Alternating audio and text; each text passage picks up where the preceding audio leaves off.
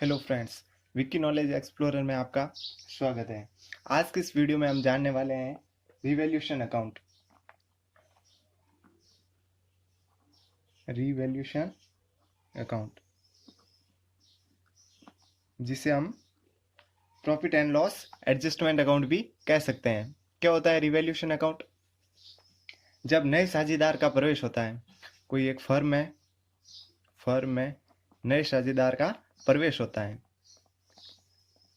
नए साझेदार का प्रवेश होता है,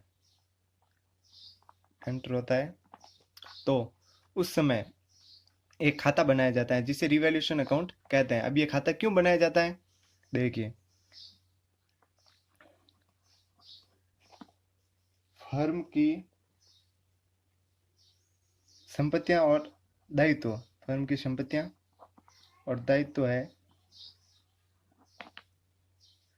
उनको नए मूल्य पर दिखाया जाता है, उनको नए मूल्य पर दिखाया जाता है, यानी कि उनका पुनर्मूल्यांकन किया जाता है, उनके मूल्य को है वो पुनर्मूल्यांकित किया जाता है, जिसे संपत्तियों का पूर्ण मूल्यांकन व दायित्वों का पुनः निर्धारण कहते हैं। संपत्तियों के मूल्य में वृद्धि होना है, यानी कि संपत्तियों का मूल्य अगर बढ़ता है, इंक्रीज होता है, और दायित्वों के मूल्य में कमी होती है, यानी कि डिक्रीज होती है, तो ऐसी स्थिति में फर्म को क्या होता है? लाभ होता है। और वो लाभ जो पुराने साझेदार है वो नए साझेदार को नहीं देना चाहेंगे, क्योंकि ये लाभ पुरानी जो संपत्तियां और दायित्व हैं उनसे प्राप्त होता है। तो इसके लिए पुराने पुराने लाभ को साझेदार है वो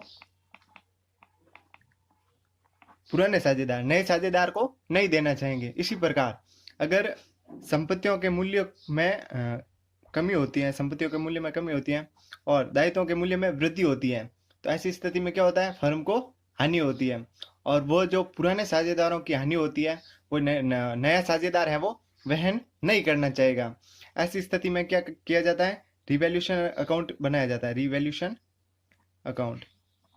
और जो पुरानी लाभ या हानि होती है, जो पुराने साझेदारों की, ओल्ड पार्टनर्स की प्रॉफिट एंड लॉस होता है, लाभ या हानि होती है, उसको पुराने साझेदारों में पुराने लाभ हानि विभाजन अनुपात में है बांट दिया जाता है, ओल्ड प्रॉफिट शेयरिंग रेशियो में बांट दिया जाता है, जिसे क्या कहा जाता है? रिवैल्यूएशन अकाउंट बनाना है, यानी कि संपत्तियों और दायित्वों का पुनर्निर्धारण, पुनर्मूल्यांकन करना। अब हम देखते हैं रिवैल्यूएशन अकाउंट का फॉर्मेट।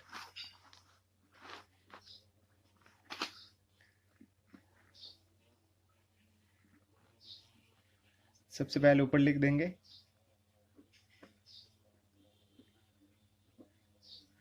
रिवैल्यूएशन अकाउंट, जिसे profit and loss adjustment account भी कहा जाता है। ये हो गई डेबिट साइड और ये हो गई क्रेडिट साइड। सबसे पहले पर्टिकुलर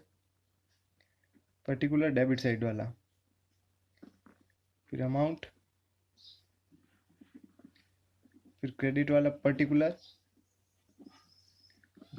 का बाद का अमाउंट। ये हो गया फॉर्मेट। इसको हम बंद कर लेते हैं।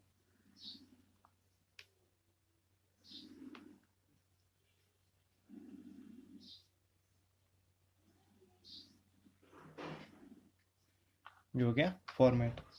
सबसे पहले डेबिट साइड में, रिवैल्यूएशन अकाउंट के डेबिट साइड में, to decrease in value of assets, to decrease in value of assets। संपत्तियों के मूल्य में कमी होती है, अगर किसी संपत्ति के मूल्य में या ज्यादा संपत्तियों के मूल्य में कमी होती है तो वो इसके डेबिट साइड में दिखाया जाएगा उस अमाउंट से। To increase in value of assets, to increase in value of assets and provisions, sorry, to increase in value of liabilities। दायित्व में अगर वृद्धि होती है या प्रोविजन में वृद्धि होती है प्रोविजन, तो इसको डेबिट साइड में दिखाया जाता है। संपत्तियों का मूल्य में कमी होती है और दायित्वों के मूल्य में वृद्धि होती है, तो वो इसके डेबिट साइड में आ जाएगा। और क्रेडिट साइड में by increase in value of assets, अगर संपत्तियों के मूल्य में वृद्धि होती है तो वो इसके क्रेडिट साइड में आ जाएगा। By decrease in value of liabilities और प्रोविजन, और इसमें प्रोविजन भी शामिल होता है। संपत्तियों के मूल्य में कमी होती है और दायित्वों के मूल्य में वृद्धि होती है, तो ये फर्म के लिए हानि होती है। पुराने साझेदारों की हानि को डेबिट साइड में लिख दिया जाएगा। और वैल्यू ऑफ एसेट्स यानी कि संपत्तियों के मूल्य में इंक्रीज यानी वृद्धि होती है और दायित्वों के मूल्य में कमी होती है, तो वो इसके क्रेडिट साइड में आ जाएगी। नेक्स्ट हो जाएगा डेबिट साइड में to unrecorded liabilities, to unrecorded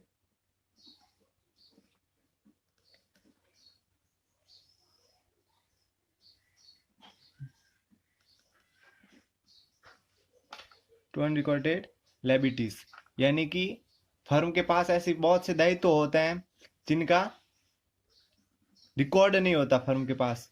अगर वो निकल कर आते हैं तो वो दायित्व डेबिट साइड में लिख दिए जाएंगे बाय अनरिकॉर्डेड एसेट्स। बहुत सी ऐसी संपत्तियां भी होती है जिनका रिकॉर्ड फर्म के पास नहीं होता है, अगर वो भी निकल कर आते हैं तो वो इसके क्रेडिट साइड में लिख दिया जाएगा, क्योंकि ये फर्म के लिए, पुराने साझेदारों के लिए प्रॉफिट होता है। और लास्ट में हो जाएगा टू प्रॉफिट ऑन रिवैल्यूएशन, यानी कि पुनर्मूल्यांकन पर साझेदारों का लाभ। इसको हम कर देंगे ट्रांसफर टू ओल्ड पार्टनर्स, पुराने साझेदारों में ट्रांसफर कर लेंगे ओल्ड पार्टनर्स, यानी कि बांट लेंगे पुराने साझेदारों में। Transfer to old partners capital account, पुराने साझेदारों के पूंजी खाते में इसको बांट दिया जाएगा। कौन से रेशियो में? ओल्ड प्रॉफिट शेयरिंग रेशियो, पुराने लाभ हानि विभाजन अनुपात में।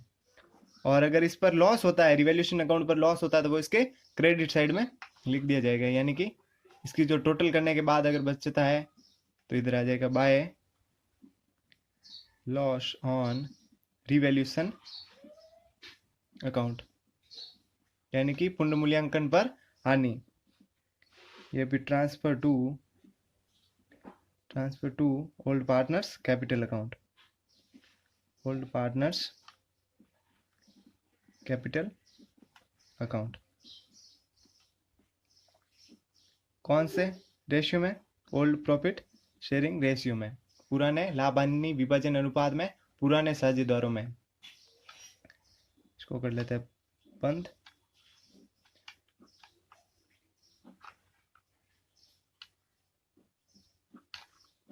यहाँ आ जाएगी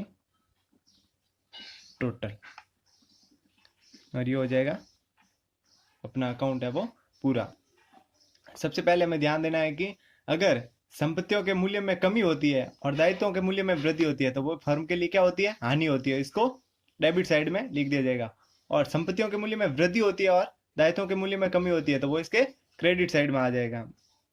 अनरिकॉर्डेड लायबिलिटीज, यानी कि ऐसे दायित्व जिनका रिकॉर्ड फर्म के पास नहीं होता है, और ऐसे दायित्व निकल कर अगर आता है तो इसको डेबिट साइड में लिख दिया जाएगा। और अगर संपत्तियां निकल कर आती है अनरिकॉर्डेड एसेट्स, तो वो है वो फर्म के रिवैल्यूएशन अकाउंट के पुनर्मूल्यांकन करते समय रिवैल्यूएशन अकाउंट जो बनाया जाता है उसके क्रेडिट साइड में लिख दिया जाता है।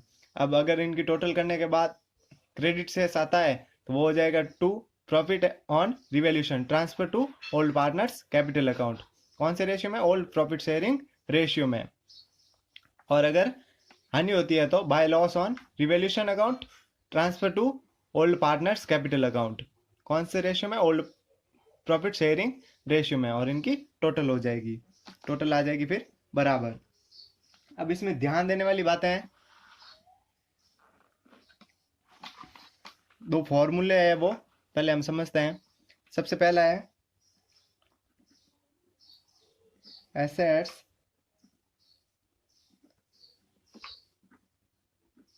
Under valued bye.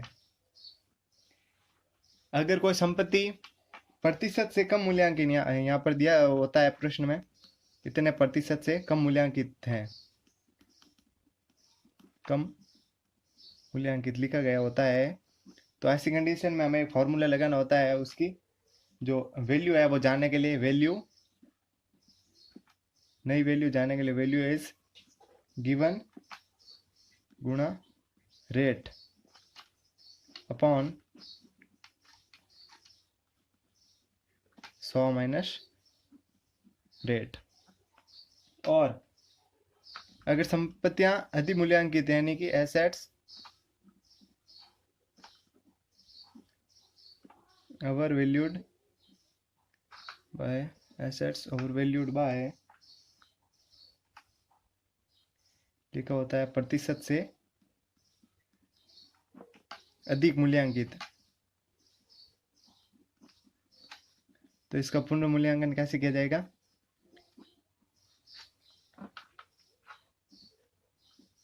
Value of assets as given, जो संपत्ति का मूल्य दिया गया है वो गुणा रेट अपॉन 100 प्लस रेट। ये हो जाएगा एसेट्स ओवर वैल्यूड बाय, अगर प्रतिशत से अधिक मूल्यांकित हो तो। नेक्स्ट जानते हैं हम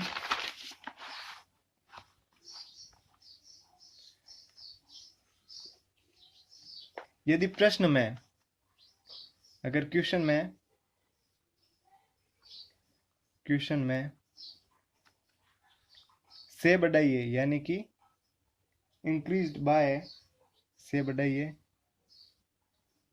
दिया गया हो, अगर प्रश्न में से बढ़ाइए मूल्य को से बढ़ाइए दिया गया हो तो उतनी ही राशि से बढ़ाएंगे। जैसे इसका एग्जांपल लेते हैं हम, जैसे प्लांट हो गया, जैसे प्लांट के मूल्य में 5% कमी करनी है, तो चिट्टे के मूल्य में, यानी कि जो चिट्टा होता है, बैलेंस शीट होती है, उसके मूल्य का 5% ज्ञात कर पुनः मूल्यांकन खाते में दिखाएंगे। अगर प्लांट का जो मूल्य है वो 10,000 दिया गया है बैलेंस शीट में, तो उसका 5% निकाल कर हमें वो रिवैल्यूएशन अकाउंट में दिखा देंगे। और अगर क्वेश्चन में